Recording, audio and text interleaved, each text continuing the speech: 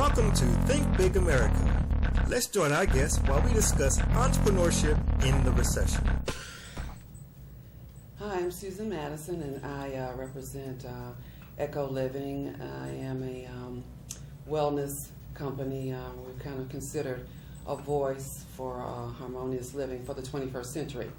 And I am also an up-and-coming book author for a self-help book that's scheduled to be hopefully released sometime in November. I am originally from Orlando, Florida, and I have roots in Philadelphia, originally born there, and Atlanta has been my home for about 25 years. My name is Joseph Carswell, and I'm originally from Jacksonville, Florida. Commodities broker, and also a motivational speaker and soon-to-be author. Hello, my name is Patricia Harris, and I'm with the Edge Connection, an entrepreneurial center at Kennesaw State University. We're also an SBA Women's Business Center. I am originally from Chicago, spent 20 years in the Rotunda in Minnesota, and I've been here in Georgia for 13 years. My name is Jeff Mesquita, and I'm with SCORE.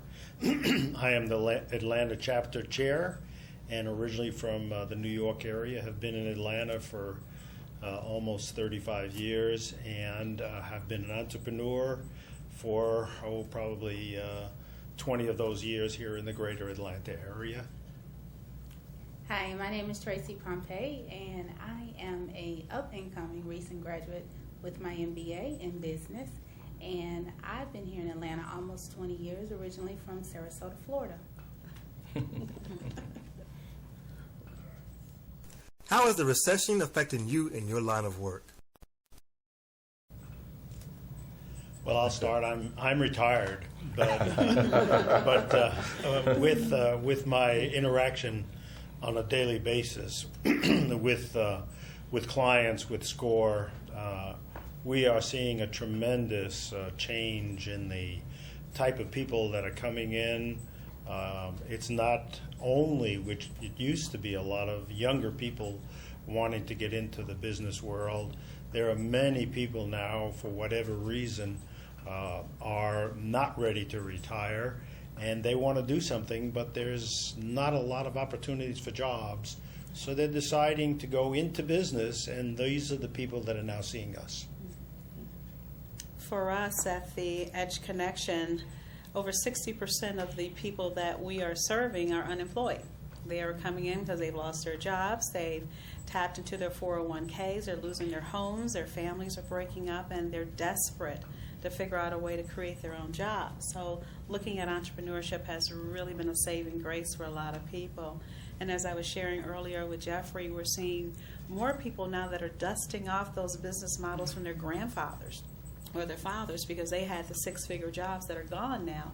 So now they're going back resurrecting businesses that were in their family many, many years ago. And for myself, I work in compensation and benefit at Southern Company, and I've seen a lot, it's definitely going on. And now that I am currently pursuing my MBA, I'm looking at the future a little different than I was before. Instead of relying so much on job security, I'm also thinking about my future as well as the future of my child. So, Smart. Looking at entrepreneurship is definitely something in my future. I am currently in corporate America as well, and with a newbie company, I didn't think that it would take so long to get off the ground, and that I could make a transition from corporate America to becoming a full-time entrepreneur, but it has been quite challenging, to say the least. And I'm looking forward to, answering some questions here now to jumpstart this and have some strategies, if you will. Right. Well, the Chinese have a saying that says, may you live in interesting times. And we're definitely living in interesting times. With things that have happened in the last couple of years, with the government bailing out Wall Street, or practicing socialism on Wall Street, but asking us to practice Darwinism. Yeah. And so I think that creating that climate has caused more people to redeem the entrepreneurial spirit in America, which is what made America great. And so presently we are experiencing, I think, the best of times. Yes. In my particular business, we just came back from Ghana, West Africa, about 2 weeks ago. And but because we look at the rest of the world as the emerging market, whereas America seems to be a market in decline. And so one thing that we try to inspire entrepreneurs in our company is to look at the world from a global perspective. Yes. So doing pretty good. Yeah, point well taken. Here, about maybe 3 months ago, there was an international conference here in Atlanta, and the number of international companies that are looking at Georgia as their home has increased significantly. That's right. And the best way for you to really get a target on that is every week become a fan of the Atlanta Business Chronicle, because it'll let you know who are all these international companies that are moving here. And it's a good location for them because they're close to the waterways down in Savannah. Lower tax breaks to be here in Atlanta, but they're moving here looking at how to create a more global market. So to your point, really figuring out how you can tap into global markets right now is key and essential. And there's some excellent ways to know how to do that by getting yourself certified through procurement opportunities That's right. here locally as well as with the federal government. So you're on the right track. So congratulations on having that insight. Yes. Yeah, we're seeing a large increase in people that wanting to get into the import-export business. As a matter of fact, we're putting on a workshop next week because there is an exam coming up October 4th, which is only given twice a year if you want to become a customs broker. You need to take this exam.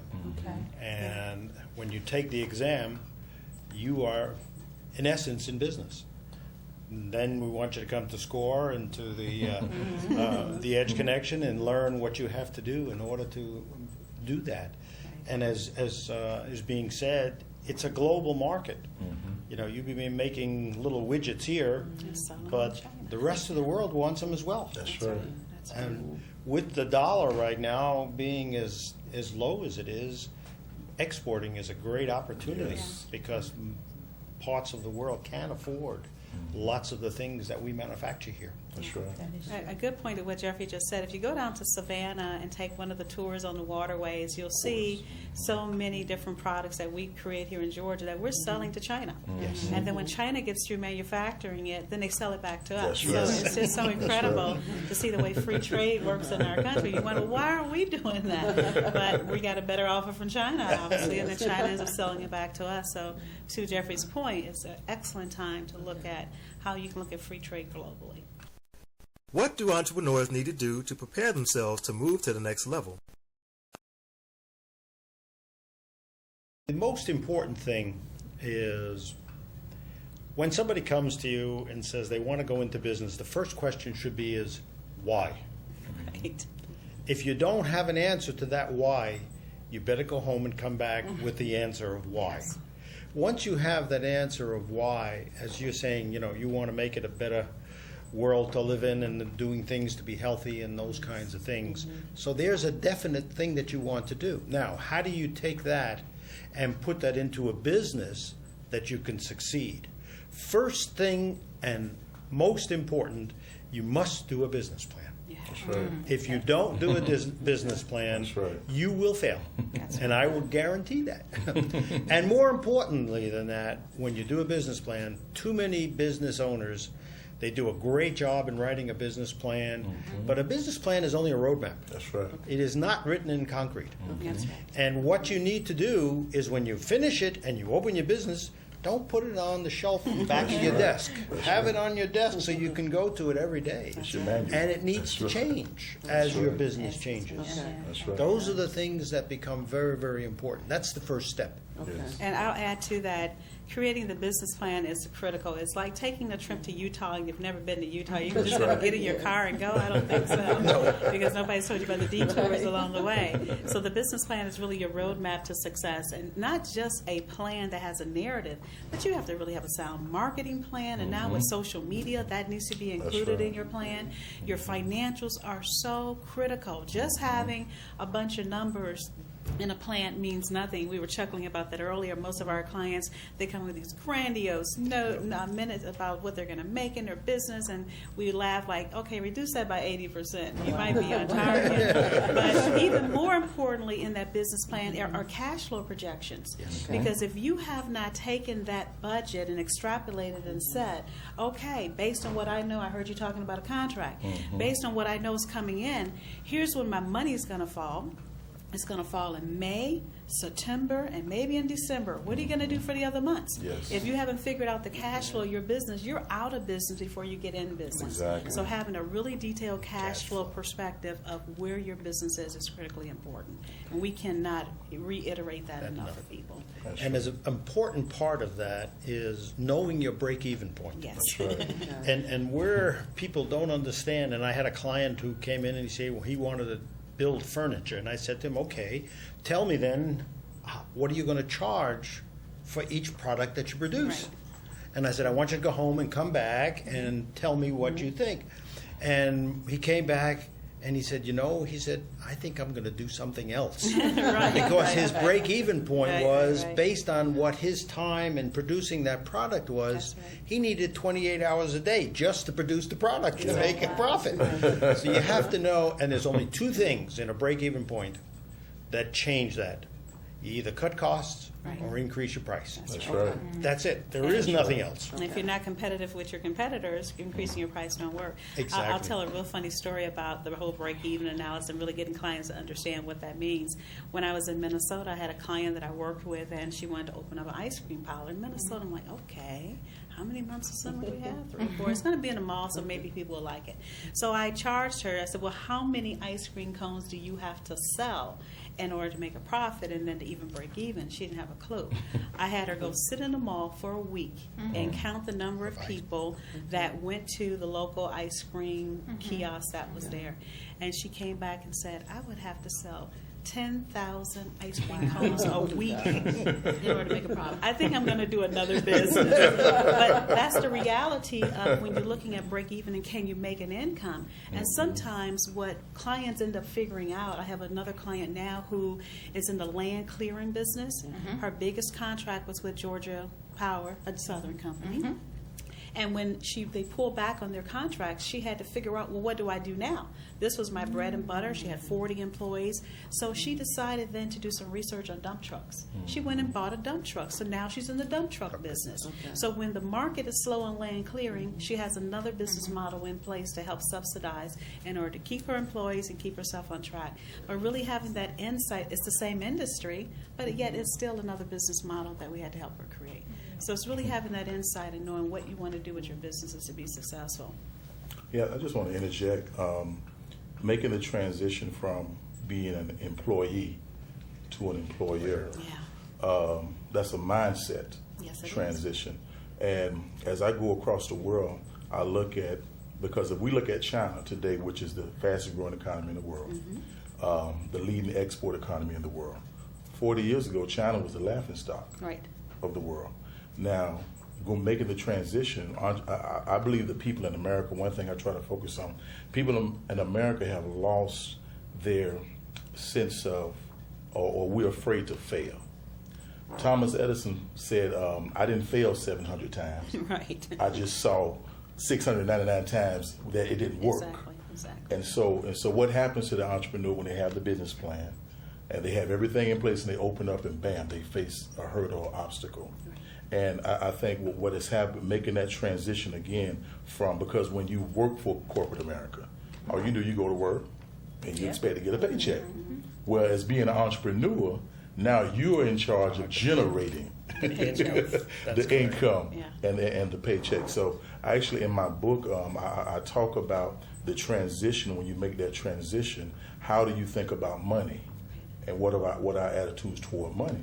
Because, again, in America for the last 40 years, I think that more than not, the population we've been so dumbed down to the point to where we've been indoctrinated instead of educated. Right.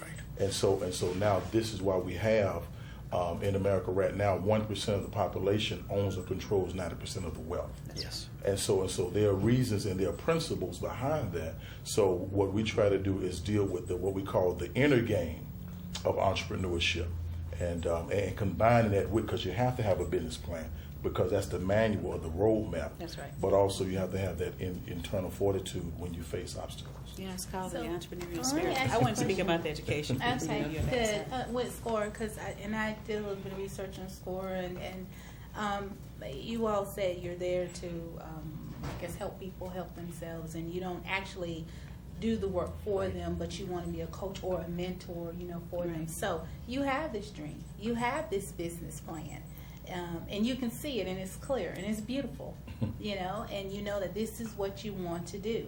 So, of course, the next step, once you have this business plan written down, now you need the funds. Mhm. You need the money. You talked about the mindset of going from employee to employer, and then I heard you two talk about, okay, you got to have the funds. You got to have something to fall back on. What's going to be your net profit? What's going to be the bottom line for that? How does your organization, and I'll ask you specifically, help the individual to get from, I guess now you're at point A, now it's time to get to point B? Because it is, and I understand, it is a mind thing. How do you get there? What's the steps? Well, first thing is, today, even though in this economy, when I went in business almost 40 years ago, I went in with my own capital. Okay. And when people ask that question, That's right. we give them what we call the 3 F's. I know you have 2 of them. We have a third one. And those 3 F's are family, friends, and fools. And that's where really you need to start. Let's face it, if you're going to a bank, the bank only wants to know one thing. How are you going to pay it back? That's right. They don't care about anything else. That's it. Now, if you decide you want to go to a venture capitalist, venture capitalist is going to want a sizable return on his investment for And the they risk wanna that run he's your taking. business. And he wants to run your business. That's right. Wow. If you get to an angel may be in the background, but again, they Run your want Voice. they want to know what's going on. But more importantly, even though you will give them back and eventually pay them back their money, they're not happy with that. They want to know an exit strategy. That's right. What's in it for me at the end? I'm going to Right. make you very Right. successful. How am I going to be repaid for getting you to the point where you are? And we have so many people that come in that just don't understand that. You see it all the time. Absolutely. And, even if you're going to borrow some money from the bank, and there are still some opportunities at the banks, it all depends on the individual, their business plan, their preparation. That's right. And we do all of that to get you Okay. prepared. Right. And the SBA has, and again, it depends on the amount of money that you're looking for. But the SBA has some programs that will work with banks. You still have to put up some cash. That's right. There's nobody going to lend you 100% of the money. That's right. They don't want to be the only one at risk. With a They vested want you interest. at risk as well. Okay. So you need to know that cash is very important. And as Patricia was saying, is the amount of cash you need, when you look at that break-even point, until you break even, you better have enough cash to cover all those expenses That's right. till that time arrives, because if you don't, you're out of business. You're out of business. And that's why most businesses go under. They don't have the cash flow. Exactly. And right, that's what I wanted to say about that. Sorry, was that I'm a baby boomer from. Besides that, but my father had a business, and he was the 3 F's. Yeah. Most entrepreneurs have done That's how most of us start, And so he's not living now, but he was very successful, and my uncle was also self-employed. So I kind of saw all that early on, Right. and so it was pretty much kind of embedded in my DNA. Okay, that that I will at one point have. And be a successful entrepreneur, but the trials and the tribulations are, because you hear so many things, and I guess I want to ask you guys about this. the grant monies. You know, you hear so much about this. You know, you get so bombarded about it. You know, you got people telling you things about, you know, you should apply for this because there's free grant money for this and there's free grant money for this, and so you become, you know, on it's like a wild goose chase because you're seeking something that's not really real. And what I'm interested in is coaching, wellness coaching. So it's kind of a different kind of setting when you're consulting, Right. you know, and so the dynamics are different. You know, we tell people that if you have the cure for cancer, there's lots of money out there. That's right. Okay? And when it comes to for-profit, and why else do you grants? want to be a business? There are no grants. No, There are none. and It it really just is doesn't just a exist. fallacy. I run a nonprofit, and my job is to raise money through grants and philanthropy. And I can tell you, I have many sleepless nights worrying if I'm going to make payroll because the grants are just not there as they used to be. So my advice to you is, as people that are in corporate America and thinking about making that exit, you're doing the best thing now by getting your business launched. Because the one thing that's going to make all of you successful, and I'm sure you can attest to that, you have to have a following. That's right. If you don't have a client base, you That's don't really right. have a business. That's right. So if you think you're in business and you don't have 100 people calling you once a week saying, where's my product or service, you're really not in business. And you can run that Exactly. business from your home. You can run it by the web, but you got to have a following.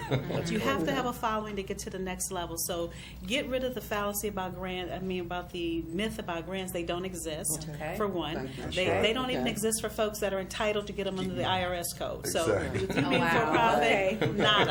Okay, Okay. it don't exist. Okay. And the only Second- one, I'm and sorry. the only one that makes money on those things Yes. are the people that write the grants for you. That's That's right. You're paying them. It's- You're paying them. And You know, there's no guarantee. There's no They shouldn't be guarantee doing from it for an that. entrepreneur anyway. Yeah. Now, the only opportunities that are out there that they're not considered grants, they're contracts.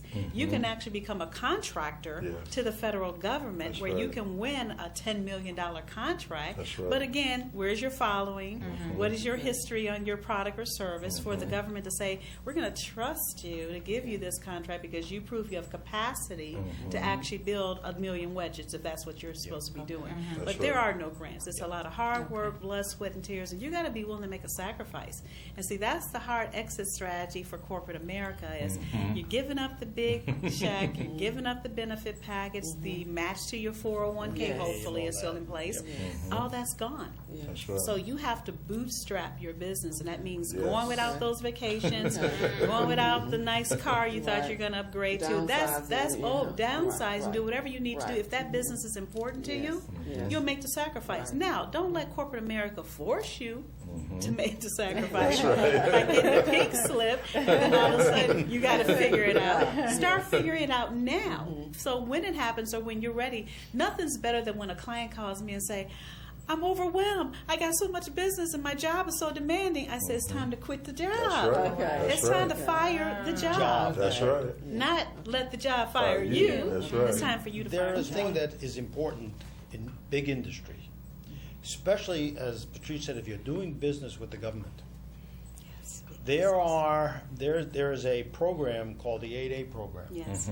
That's right. And Speech. that is through the SBA gives classes on it. What it says is if you're a minority and you can pass the requirements of the minority, and I've had a couple of clients like that in the construction business where they're getting phone calls from the giants saying, Right. you know, I need you.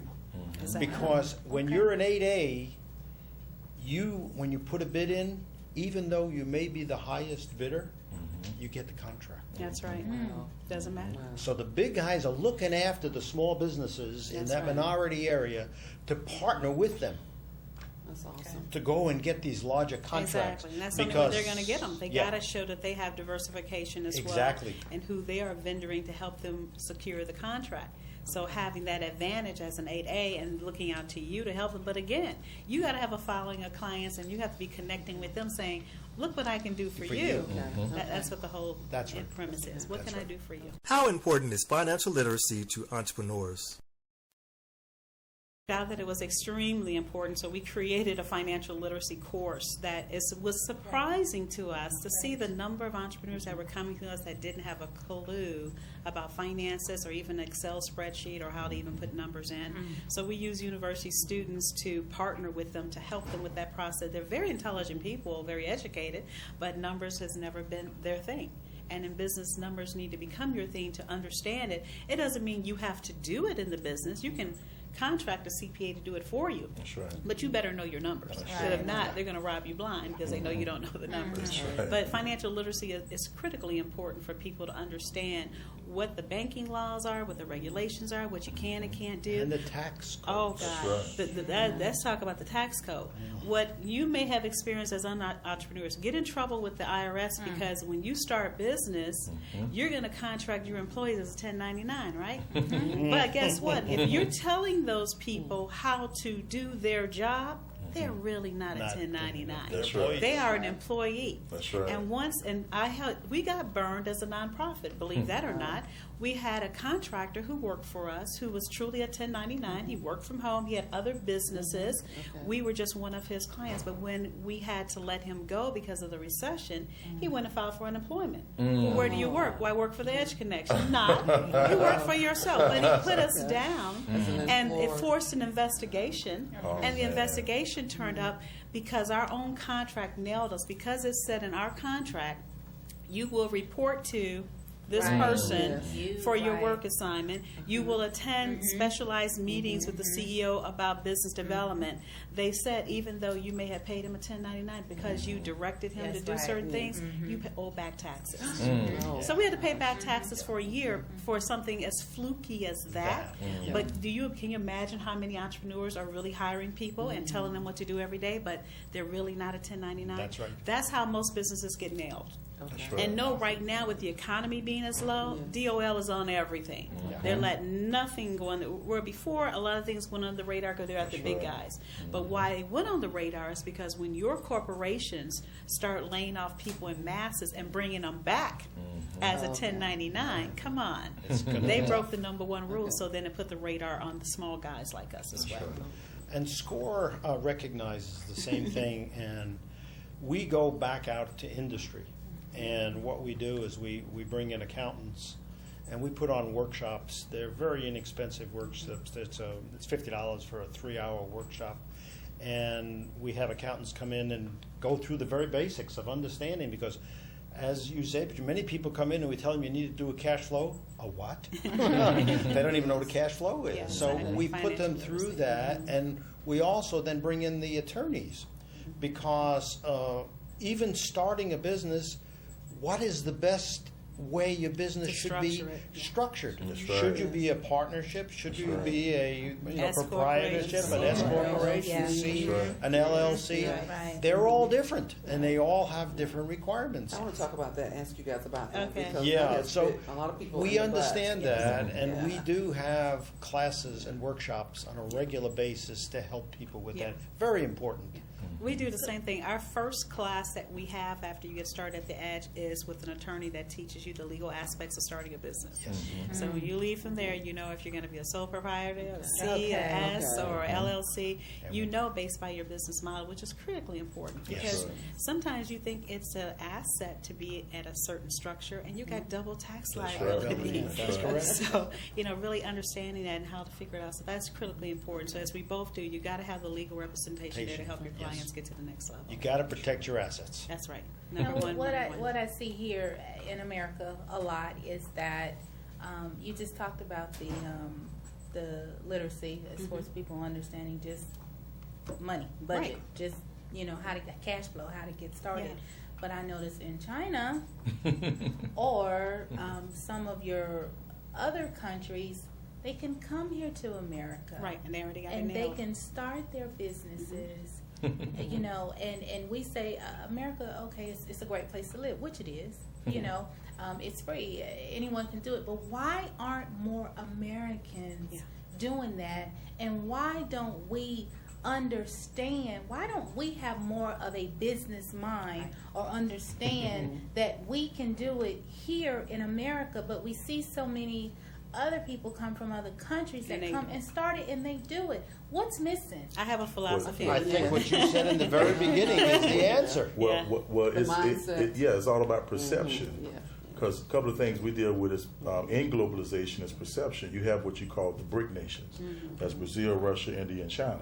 Right now, those are the 4 largest growing economies in the world. Right. And it's because their people or their citizens, they are infused with the spirit of entrepreneurship because they've been on the bottom for so long. Right. Where as opposed to America, we're the big conglomerate, we're the big boys. So America, in a sense, got comfortable, and this is why in less than one generation, you've had Asians, Arabs, and Indians to come to America. That's right. Okay, when they discovered the blueprint. Okay, and I used to be president of the African American Chamber of Commerce in Florida, and we did a conference a few years ago. In that conference, what we discovered was, okay, when the black women spend more money on hair care than anybody else. That's right. Okay, that's a $15 billion a That's year right. industry. That's right. Okay, That's right. but who controls that industry? The Asian. The There you go. Koreans Right. control that Exactly. industry. Okay, when we deal with the manufacturing of clothing, again, Koreans, Asians control that industry. Because America, we went from 40 years ago being the top producer nation Right. and creditor nation to where now we're the number 1 consumer and debtor nation in the world. So it's just about change. And one last point: when we went to Ghana, right now in Ghana, they have rice fields, but guess what? Ghana imports their rice. Right. That's right. The government pays $200 million a year importing rice, Right. but they have rice fields. Exactly. Okay, there's and you're in the wellness industry dealing with the right now in India they don't even use regular unleaded in their cars. They use biofuels. So, but the leading producer of the biofuel source is what they call palm oil. Well, palm oil only grows in West Africa. So right now the Indians have already went to Sierra Leone. They've taken over the palm oil plantations, and so like I say, we just deal a lot with perception because here in America we have everything that we need to be successful. To her point as well, my philosophy is that we have lived in an entitlement attitude in this country for far too long. Yes. To answer your question, Yes. everything was given. Yes. And particularly from the baby boomer generation, I mean, look at some of the younger generations we have created. It's all about entitlement. That's right. Because Yes. they never had the value that they had to work hard, Yes. sacrifice anything, or give up anything. That's right. Because we didn't want them to struggle like we did.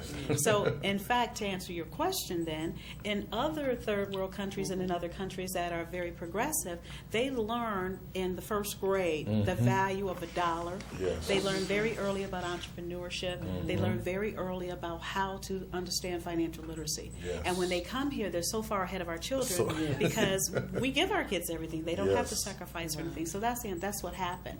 But then education kind of flips the switch. The mere fact that you're an MBA, all well and good.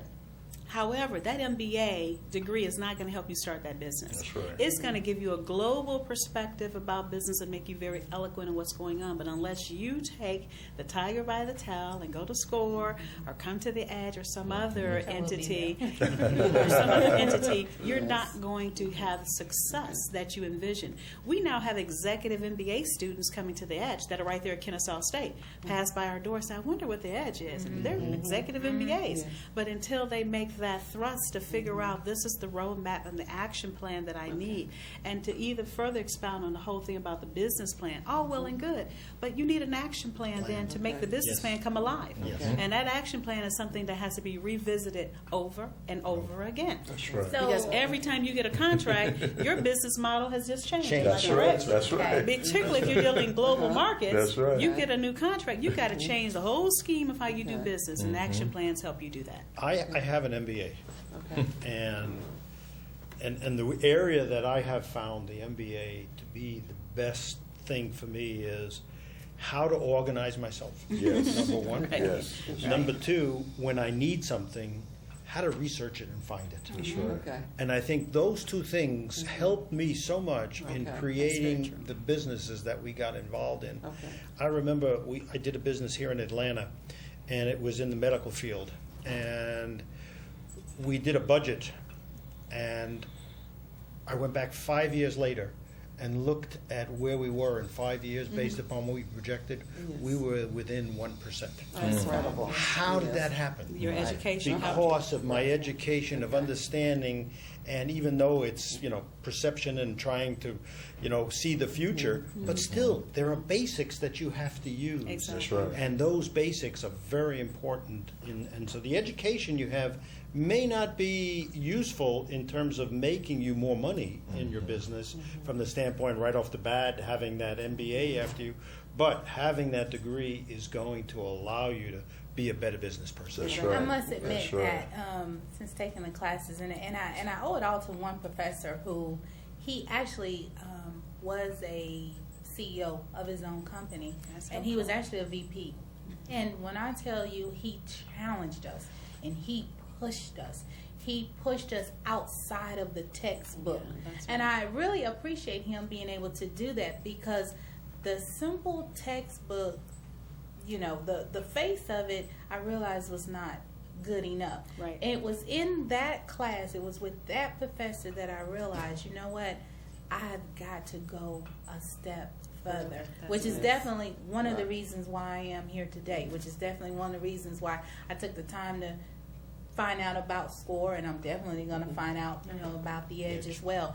And it's kind of upsetting to me that you hear you need more education. You're going to get more education. Yes. Corporate America has said you need more education to get this job. The qualifications is a BA or it's an MBA or something like that. Whereas I remember back in the day with my parents and my parents' parents, the experience you had, the skills that you had, enabled you to be able to go and be that car salesman or repair, person or whatever it was that you were going to do. And now you hear education, but that is not enough, is what I'm realizing. And so how can we fix that? Or is there anything that You're You're fixing it now. You're fixing it now. fix that? Well, I want to There's a disparity, Yeah. You're ahead. fixing it now. I want to piggyback on what Patricia said about entitlement. Yeah.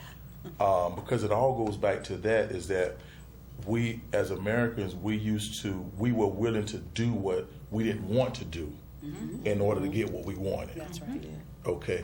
When Asians, Arabs, when other ethnicities come to this country now, they say, okay, you know what? We're all going to live in one house. We're going to do. They're making a necessary sacrifice to do what they don't want to do, what's not comfortable, That's right. in order to win down the road. Absolutely. Got it. But what we've done in America, every instant gratification, we want everything right now. Yes. And That's so, right. and so, actually, what you're talking about in so the corporate environment in America now is not one of creativity, but again, it's one of indoctrination. Where now you're being trained to do an assignment instead of expanding your horizons and your consciousness to say, okay, I'm a part of a global society. It's a global economy. So now I have to change my perception about the way business is done in the world. That's right. Because when we were in Ghana for 2 weeks, and so and I was actually speaking at a conference over there, and so the first thing I said, okay, why are you importing rice? You got rice fields right here. That's right. Why when you look at the GNP and the GDP of that country, it's like, okay, this can be fixed. Okay, because you have all the natural resources, Right here. and then they just discovered oil in Ghana 2 years ago, which China and Exxon are fighting over. The mineral rights. So I'm like, okay, they have a thing where they call Dutch's disease, and Dutch's disease is when a country discovers oil, but the citizens don't benefit from that discovery. No, they never do. Because if you go to Kuwait, the citizens of Kuwait get 37% of the oil profits that the government makes. So now, like I said, we have to begin to change our perception. Last thing I want to talk about is one thing I'm big on is building, having a mastermind team in place. Because I'm a student of Einstein and Ford and Carnegie and all these, and they didn't do anything without consulting their team. That's That's right. right. You don't have to do it alone. That's right. It takes a whole village. But Yeah. back to your point and the whole conversation about the entitlement, this is what I have observed, and we probably will see the fruition within the next 10 to 15 years. Some of those immigrants that have come to our country and that have started the businesses that you articulated, petition the Asian market, and let's not forget the Arab markets. That's I mean, right. Detroit Yes, That's right. has been taken over by the Arabs, particularly That's in right. Camp Tramik, which is right outside of Detroit. They're running the grocery stores, they're That's running the hair right. salons, they're Hotels. buying up, That's they're, right. they're buying up all the Convenience foreclosed stores. property. That's right. So what used to be an all ethnic Right. with Polish and black is now Arab. Okay, Yeah. Chaldeans, they're all there. But my point is this. They're now raising their children That's right. like we raised our children. Yes. And 10 to 15 years from now, when they're at retirement age, there's not going to be any of them available to take over those businesses. That's right. Why? Because we're teaching them they don't have to. That's what they're now teaching their children. I observe these younger children. That's right. My cleaners is Asian, and they're young Yes. kids. They may there. come in for the summer. They're complaining about it's too hot. They want to go to the mall. But these parents are working 7 days Yes. a week Yes. to That's send them right. to the best schools, That's and right. they're not going to continue that legacy. That's right. So we're going to see it recycle all right. over All again, over again. because That's of the right. American entitlement attitude. Okay. You know, we created because of the comforts we have in the educational system. We send these kids to the best schools, and then eventually it hits brick wall. Then when they get to be the baby boomers or whatever that's going to be called, the super millenniums, they're going to be sitting saying, "Oh my gosh, I need to go dust off that business that my mother had or my father had 20 years ago because I can't find a job," and it recycles all over again. That's right. And that's what we're starting to see now. Contagious. Let me ask you too something about a lot you hear here in America are either the network marketing businesses, so many of them, Yeah. and then you also hear about franchises, businesses. Can you talk Yeah, sure. a little Sure. bit about Sure. what do you really think about those? And The statistics show, and this goes back to what Patricia was saying, but statistics show that if you started a business today, let's say we started 100 businesses, in 5 years, about 90 of those will go under. That's right. That's right. That's right. That's If you start a franchise, Success. about rates. 90 of those will succeed. That's right. Why? Yeah. That's right. Yeah. Because they have Model in system. place. the model in place. That's They right. know the Follow the success. blueprint. That's They right. know the success. That's right. And a lot of people, and also a lot of people don't realize the expense to get into a franchise is not as great as most people think. Think it That's is. right. That's very true. You know, I mean, if you can open up a store or you can open a restaurant, you got to put X number of dollars in. Exactly. That's right. But they know how to do it so that it works. So you're going to maybe put in a little bit more, but you're going to make more in the long run. I'm dealing with some people at the malls, and we had a gentleman call us from the mall, and he had I don't want to say the product or the food thing, but he decided he didn't want that. He bought the business, and his business is floundering. And what he had there before was terrific. And we asked him, "Why did you do that?" Right. "I didn't want to pay the fees to the corporations." That's And right. now he's making less money than if he Wow. paid the fees. Exactly. So that franchising can be very, very important. Okay, so that's a And- really and you good need to point. Well, look it's at a that good very point. And carefully. FranNet is a good resource. Yes. That they give workshops every month on how to start. You have to actually get an invitation in order to go. But you know, if you're interested, I get them all the time. I can send them to you. Yes. But my point is to what Jeffrey has said as well. It's a model that's been tested, tried, and proven. Exactly. And guess what? They're in the business to make money. So if you follow their roadmap and you need help and they come in and help you, then everybody's a win-win. Okay. So franchises are very good. But the only way you really make money on franchise, you got to have more than one. That's right. You got to have multiple Location. franchises. Exactly. So you Okay. get in and you do Okay. one really well, then That's you have right. to multiply and do Okay. several. That's how you become a millionaire in the franchise business. It's not one You know, franchise, it's several. UPS, Okay. UPS, and bought the Mailboxes, mailboxes, et cetera. Success. That's right. And they were smart enough to realize they didn't know the first thing about small Sure business. didn't. And they came to SCORE, and we've put on, and I think you Yeah. have also, put Yeah. on some workshop for the UPS store owners. That's right. And helping them, because UPS itself is a big business. That's right. Yeah. Going back to the Yes. same things, That's you know, right. they don't understand what it takes to work on the very frontline level of the business world, and what do you need to do to make things work for you? That's right. And so it's important when you look at those things. I had a gentleman come to us about 2 months ago, and he said he wanted to go in and buy a franchise in one of the neighboring cities. And I said, tell me about it. And I had him call. We have one of our people is an expert in franchising, Dr. Yancey. Oh, yes. Yeah.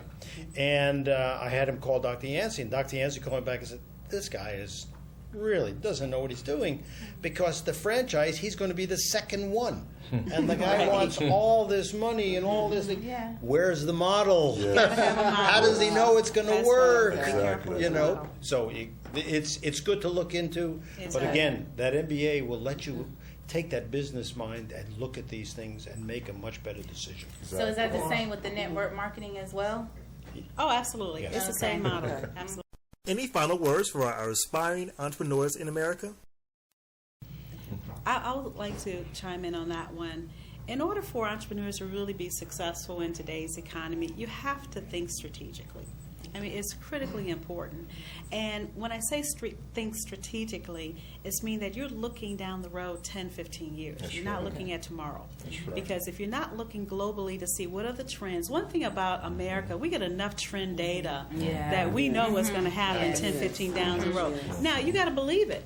I remember in the 90s, this whole study came out, 80s, the whole study came out, Workforce 2000. And it said that we would have a depletion of white males in the workforce, be more women and minorities. And everybody say, oh, pooh, what's going to happen to the white men? They're just going to disappear off the face of earth?